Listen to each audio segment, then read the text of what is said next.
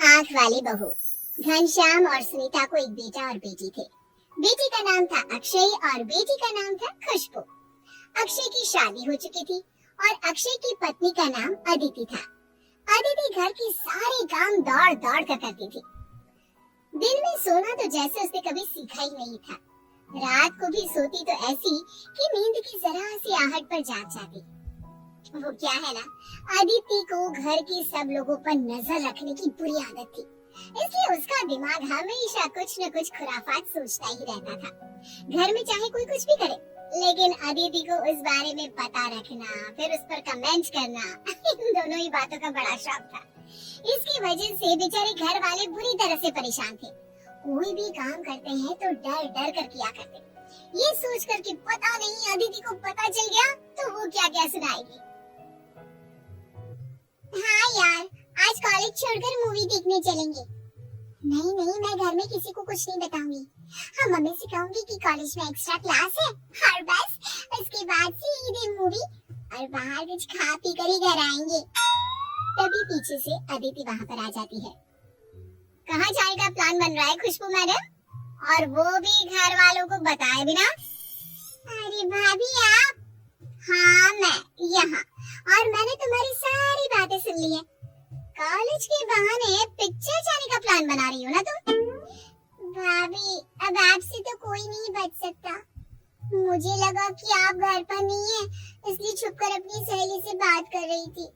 आप भी ना कहीं से भी टपक जाती हैं। ठीक से बात करो मुझसे।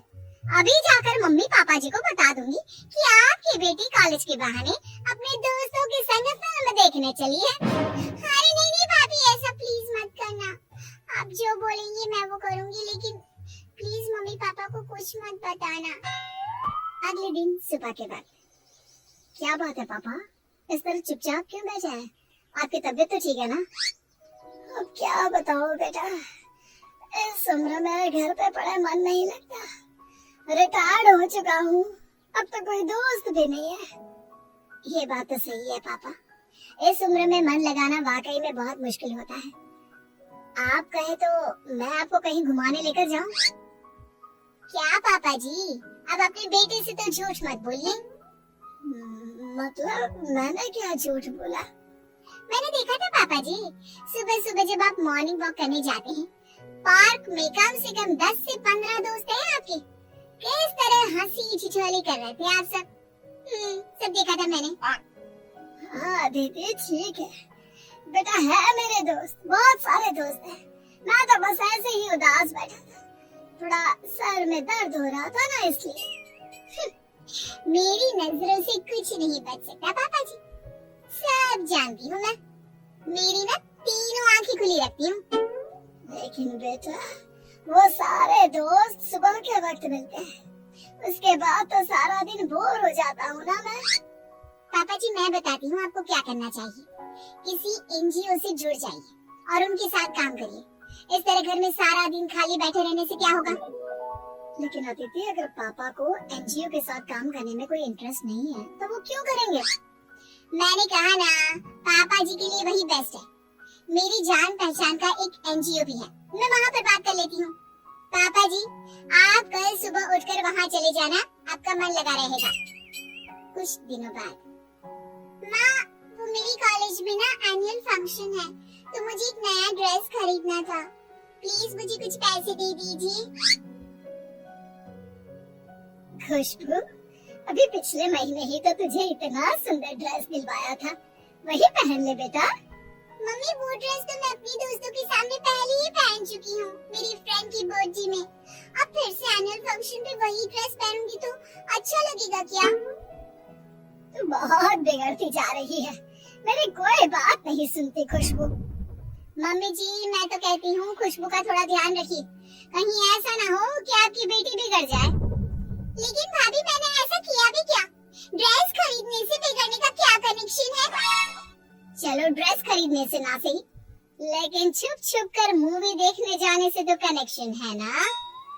क्या कहा तुमने? कौन जाता है छुप छुप कर पिक्चर देखने? हाँ, आपकी बेटी खुशबू, और कौन पापा जी। और क्या पता ये नया ड्रेस किस लिए खरीद रही है, हो सकता है आप लोगों से झूठ बोलकर कल को शहर के बाहर पिकनिक मनाने भी चली जाए। भाभी ये आप कैसी बातें कर रही हैं?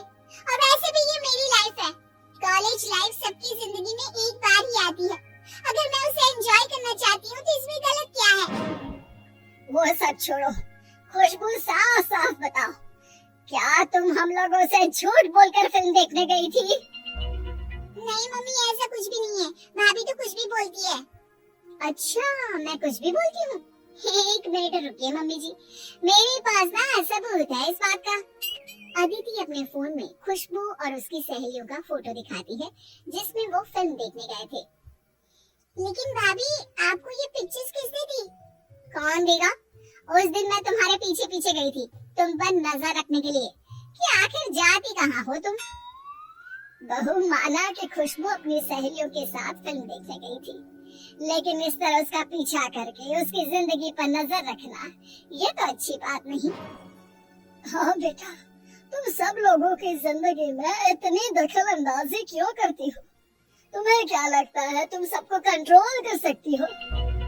कंट्रोल नहीं, इसे नजर रखना कहते हैं पापा। मैं ना अपनी सारी आंखें खोल कर चलती हूँ। अरे कल को कोई गड़बड़ ना हो, बस इसलिए। हाँ, आप लोगों को तो हर बात का बुरा लगता है।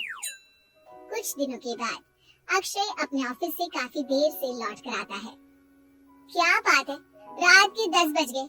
वैसे तो आप 6 बजे तक आ जाते हैं, आज इतना लेट कैसे हो गए? कुछ नहीं अदिति, वो बस ऑफिस में थोड़ा काम ज्यादा था इसलिए देर तक रुकना पड़ा। कोई बात नहीं भैया, कभी कभी चलता है।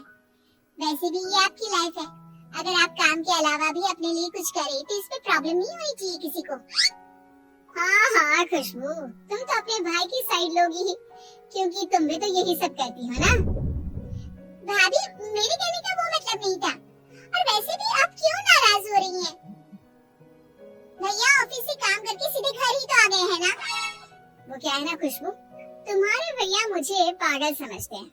मुझे सब पता है, ये अपने दोस्तों के साथ पिछले 3 घंटे से आवारागर्दी करके घर आए हैं और यहाँ मुझसे झूठ बोल रहे हैं कि ऑफिस में काम ज्यादा था।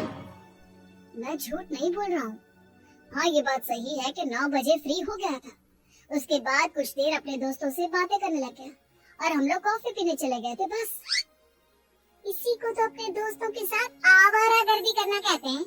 बीवी से झूठ बोलकर दोस्तों के साथ घूमते हो आप। लेकिन अदिति, तुम्हें कैसे पता चला कि मैं अपने दोस्तों के साथ कॉफी पीने गया था? अरे पता कैसे नहीं चलता, आपके दोस्त को फोन करके सारी खबर ले ली थी मैंने।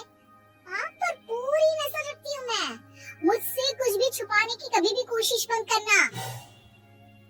अदिति, माना कि मैं तुम्हारा पति हूँ, लेकिन मेरी भी कोई पर्सनल लाइफ है। इस तरह नजर रखने का क्या मतलब है? अब आप इसे कुछ भी समझे, बस ये आदत है मेरी। और सुनो, अगली बार से ऑफिस से सीधे घर आना, समझे? घर में एक बीवी भी है जो तुम्हारा इंतजार करती है। आए बड़े दोस्तों के साथ कॉफी पीने वाले।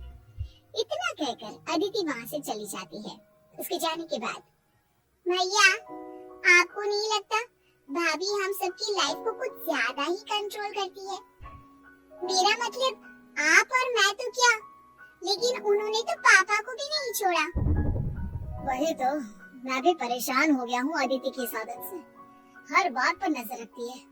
यार, मेरे किसी दोस्त का कॉल आया, मैंने उससे बात क्या कर ली, मैं कहाँ जा रहा हूँ, क्या खा रहा हूँ, ऐसा लगता है जैसे मेरी पर्सनल लाइफ तो है ही नहीं। और मैं अपने बारे में क्या बताऊँ भैया, भाभी की नजरों से तो बचना बहुत मुश्किल है। अपनी किसी सहेली से फोन पर बात भी करती हूँ ना, तो उसकी सारी डिटेल भाभी को पता होती है।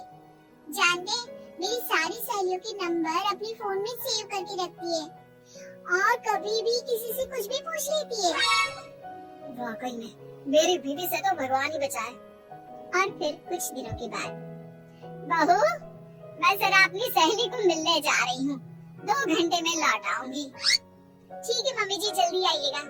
फिर शाम का खाना देर से खाते हैं तो प्रॉब्लम हो जाती है ना आपको। अच्छा अच्छा ठीक है, जल्दी लौट आऊंगी। शाम के वक्त, मम्मी जी आपने तो कहा था कि आप अपनी सहेली को मिलने जा रही हैं। हाँ, तो सुनीता अपनी सहेली को ही मिलने गई थी, और कहाँ जाएगी वो? पापा जी आपको नहीं पता, मम्मी घर से झूठ बोलकर सीधे अपनी सहेलियों के साथ पार्टी मनाने चली गई थी। अरे बहू, तुमने क्या हम सब के अंदर सीसीटीवी कैमरा लगाया हुआ है?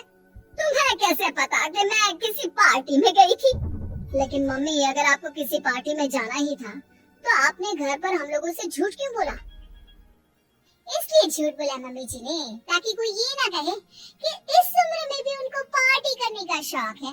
उन्हें तो अपनी सती सावित्री वाली इमेज बनाकर रखनी थी ना। क्यों मम्मी जी, सही कहा ना मैंने?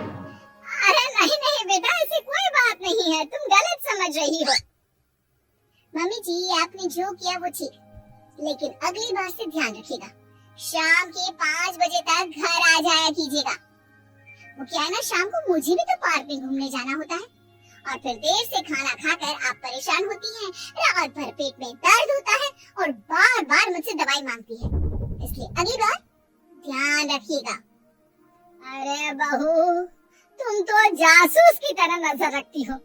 एक बार मेरी बात तो सुन लो, अपनी ही कहीं जा रही हो। अरे इसमें नजर रखने वाली क्या बात है? मैं तो आप सबका ख्याल रखती हूँ ताकि कल को कोई प्रॉब्लम ना हो। देखो बहू, मैं अपनी सहेली से मिलने जरूर गई थी, लेकिन मेरी सहेली के घर पर पार्टी थी, इस बात का मुझे अंदाजा नहीं था। अगर वहाँ पर पार्टी शुरू हो गई और उसने मुझे रोक लिया तो इसमें क्या परेशानी है? देखा अदिति, मम्मी ठीक कह रही है, इस तरह सबकी लाइफ में इतना ज्यादा इंटरफियर करना अच्छी बात नहीं है। और जिसे जो करना है वो करेगा ना, तुम सबकी जिंदगी कंट्रोल नहीं कर सकती। अरे इसे जिंदगी कंट्रोल करना थोड़ी ना कहते हैं, इसे तो केयर करना कहते हैं। भाभी, केयर करना उसे कहते हैं जिससे सामने वाला इंसान भी खुश रहे, लेकिन आप जो करती है ना, उसे प्राइवेसी में दखलंदाजी करना कहते हैं। और एक बात ध्यान रखिएगा भाभी, कोई भी इंसान किसी दूसरे की लाइफ को कंट्रोल नहीं कर सकता, तो आप भी वो कोशिश मत करिए, क्योंकि अगर आप ऐसा करेंगी ना तो सिर्फ रिश्ते खराब होंगे। खुशबू ठीक कहती है, तुम बहुत अच्छी हो अदिति। बस ये सब लोगों पर अपनी नजर रखना और उनको बात बात पर टोकना बंद कर दो। अब अदिति की आँख खुल जाती है। अपनी इस आदत की वजह से सब लोगों के मन में अपने बारे में ये सोच देखकर वो अपने आप को बदलने का सोच लेती है। इस कहानी से आपको जो भी शिक्षा मिलती है, आप कृपया करके हमें कमेंट सेक्शन में बताइए और बताइए आपको यह कहानी कैसी लगी।